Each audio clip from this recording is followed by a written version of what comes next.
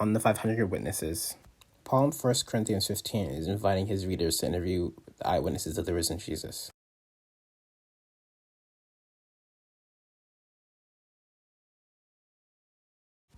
In response, this video suggests 1. People in biblical times were superstitious and unlikely to be critical enough to fact check, and 2.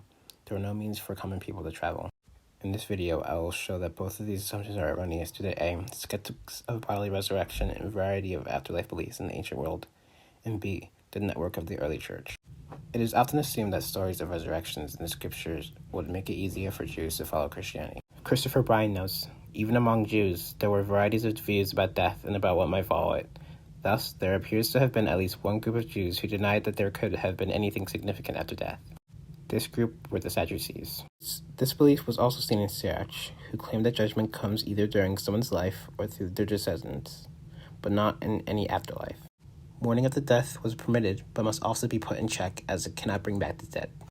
It must be noted that most Jews did in fact believe in bodily resurrection, but there are several mutations in the Christian belief of resurrection that would puzzle Second Temple Jews.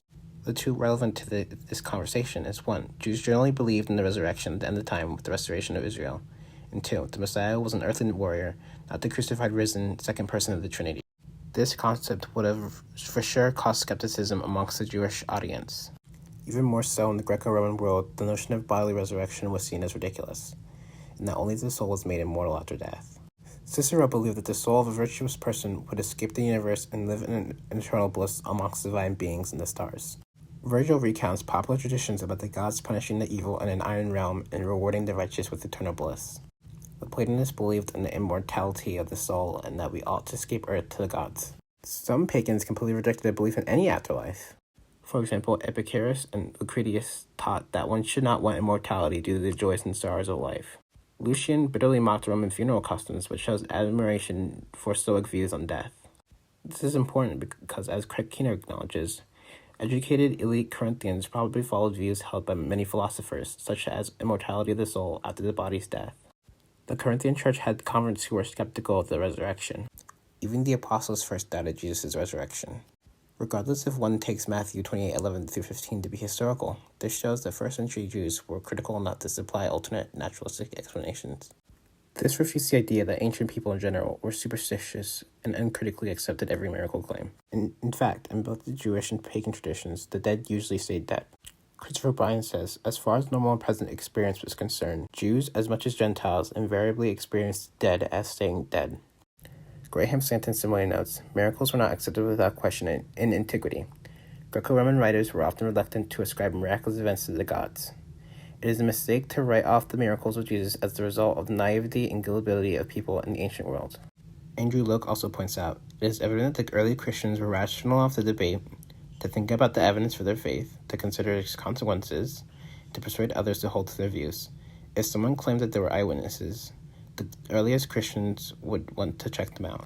As noted before, the Creed encourages people to investigate the eyewitnesses, as most of them were still alive in 55 AD. It is important to note the robust network amongst the early Christian church despite being so geographically widespread.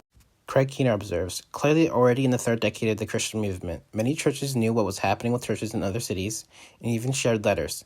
Missionaries can speak about some churches to others and send personal news by other workers.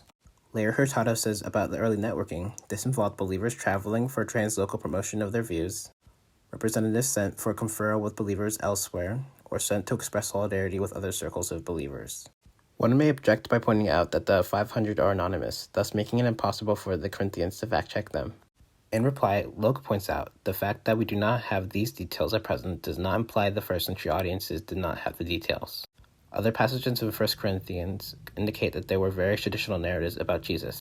Dale Allison also points out how the Creed contains a bare outline of the eyewitnesses and that it presupposes a more detailed resurrection narrative, as nobody would have believed primarily on the details in the Creed.